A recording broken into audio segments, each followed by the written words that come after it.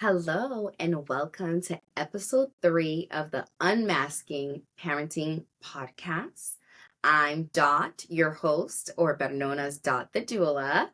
And today we are talking about the 5 skills that I believe are the most important for parents to survive in the postpartum phase. Okay, so those of you listening on the podcast, and please follow, please comment. And for those of you watching on the YouTube, please like, share, and subscribe. Okay, and keep the comments going. Let me know if you guys like it or what more you guys want to see or talk about. Today, we're going to talk about the 5 skills that I believe are the most important to surviving postpartum. And really, it's going to lay down a foundation for parenting, right? And these are the things that we have to learn how to do, especially in the postpartum phase, that we may have never had to do before, or we might find challenging in our everyday life. However, if we learn how to do them before we have the baby, but even if you've already had the baby in the postpartum phase, it will make your life so much easier. So let's discuss skill number 1. So for those of you watching on YouTube, yes, I have some notes, and yes, I'm looking down. All right. You are going to have to become a nonverbal communicator, a nonverbal observer. Why would you need to become a nonverbal communicator? Well, because your baby doesn't talk. Yeah, no. It's amazing how they come out the womb and they can't talk. But you know what they can do? They can yell very well. They can cry very, very well. They can grumble. They can go, they can do that very well. They might not be able to smile yet. That might take a few months, even the opening of the eyes, it takes a few hours, days, depending. Their cues, though, they're able to move their hands to their mouth. They're able to curl up their feet or curl their back. And so you have to learn what all these cues mean, right? Or you could get a doula who's going to help you. But however, we have YouTube or Google, or you have just learning your child and just watching them, because women and men for millennia had babies. So, we don't need the internet, but it's great. It's a great tool to have because you can learn a lot of stuff. But you're going to become a nonverbal master, right? Because you're gonna need to start observing your baby, that when they make this cry, what does it mean? Does it mean a wet diaper, or does it mean that they're hungry? Or if they curl their back, does that mean that they have gas? Because some babies have gas. And does it mean that? Or if in the middle of the night they cry, does it mean that they're hungry? Is that the hungry cry, or is that the diaper wet cry? And then when they start being able to look at you and they're able to smile, or they're able to make their face like this, or they're able to grunt, what does that mean? If you put them on in the car seat and you notice their face went from to, I just smiled for those of you on the podcast. If they go from a smile to a frown, what does that mean? Okay, so let me give you guys an example. My son was always hot, like winter, 15 degrees, hot. And I did not understand it. I'm always cold, okay? It's 40 degrees where I'm at, and you see what I'm wearing, because I'm cold. And I'm wearing a turtleneck. I have my scarf on my head. And I have a vest on and tights, leggings. I am cold. It's 40 degrees outside. Some people will be like, what is wrong with you? It's spring. It's not spring for me. So I assumed the same for my son, right? But he was not the same.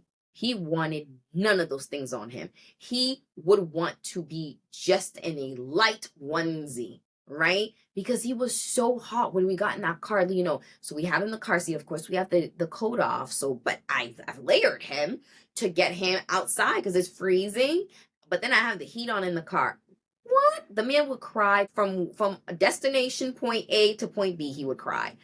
And all of a sudden, I was like, oh, we can't do that with him, right? He couldn't talk, but I had to observe. After it happening twice was enough for me to understand that this man doesn't want any clothes on. And let me tell you, he still don't want any clothes on. But these are the things that you're going to have to start learning. You're going to have to become observer, nonverbal communicator. You won't need words anymore for you to be able to see or understand what the needs are of your baby. And that is key to smoothing through in postpartum. Like that's something we need to learn. That's something we need to practice as parents in the postpartum phase. Second thing, I need you to become your own mental health advocate. What? I need you to advocate hard. I need you to be out there like picket line and everything. I need you, when you feel something, your mental health, either good or bad, you need to be there advocating for yourself. Because let me tell you, if you don't advocate for yourself, I'm not sure who will. Because if you're not good, baby's not good. And a lot of times what parents do is they forget about themselves because the society tells us sacrifice, sacrifice, sacrifice. I'm not really entirely too sure what we're sacrificing besides our family. Because if parents are not good, if caretaker is not good, children cannot be good. If mom or birthing person is not good, then baby is not good. Especially if you're the one staying with the baby. Your mental health is off. You haven't said anything. You're not seeking help. Nobody knows your struggles. You're silent.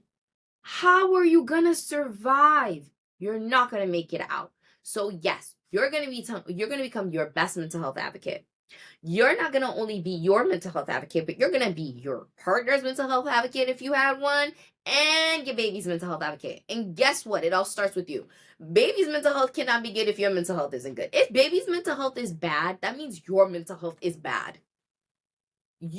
What you pour into you, what you accept for yourself is what baby is going to inevitably go to baby. It's going to become normal for baby. So if baby doesn't like, doing this or that, or all of a sudden they're crying every day, that means your mental health isn't good. If baby's crying every day and not sleeping, mom, I need you to tell me how you're doing. Like quickly. I'm going to take care of baby. Yes, of course. Let's see what's going on with baby. Let's make sure. Is it we having feeding issues? Is it gas? And then if it's something that as a doula, I cannot see, we have done everything under my purview, I'm going to tell you, you need to go seek medical help. You need to go to the doctor. You should be contacting primary care physician. And then I'm going to need you to contact somebody too. Because you haven't been sleeping. You've been taking care of baby. Your mental health isn't good. And so I need you to know that. I need you as a parent to know that, to say, hey, baby hasn't been sleeping for 3 days. My mental health, my emotional stuff, and my physical stuff, not working. What am I supposed to do? Third thing, you need to be a pivot manager. What? You're about to be pivoting all over the place. I need you to pivot. I need you to be a transformational manager. I need you to be a change manager. I need for when you see something that's not working, for you to be like, that's okay, we could do this. Let me tell you a really, really funny story, all right? With my daughter, I use Dr. Brown's bottles because I was like, oh, they're great. They could take your weight gas. My daughter was a very slow feeder. Like, she just wanted to like play around with the nipple. Like, and she's still like this, very, very slow eater. Like, just, taking her time, la-di-da.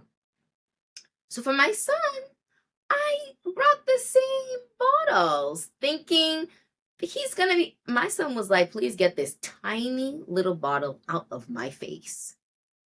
I want a big bottle.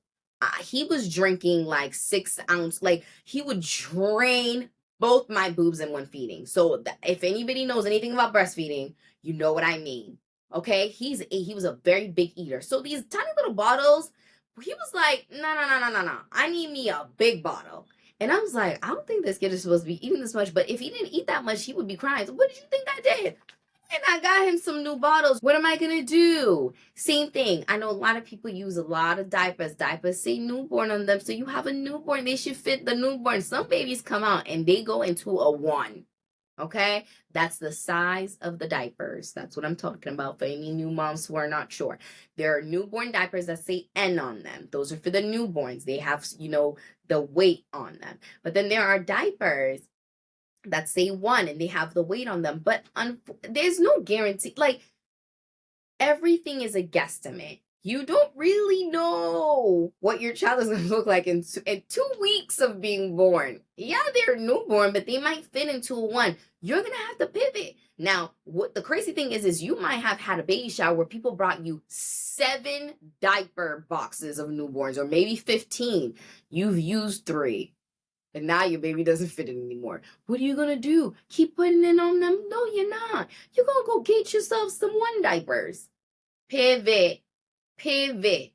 Oh, I bought them this, noise canceling music, white noise. Your baby wants to sleep in silence. What are you going to do? You're not going to, I know all of you, if those of you are not on TikTok, I know a lot of you who are on TikTok with the babies that want like the rap music to sleep, or they want a certain type of bouncy, of rocking to sleep. What are you gonna, if of course you may not have signed up for that. You realize like, oh, when I put this nice little lullaby on, it's not working. Let me put some rap music on and it worked. Pivot. You're pivoting to what works. As long as it's safe, as long as you're safe, as long as this baby's safe, we are pivoting. We are changing. We are change masters. Okay. I feel like I beat that one to death. All right. Skill 4. I need you to become a technical learner. This is really important for everyone involved, not just for the birthing person or the mother. This is really important for your partner. Partners, hi, welcome to the party. Technical skills. I need everybody to learn technical skills.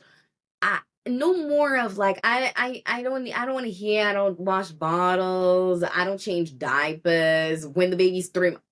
No. Is what? Partner, you get in there.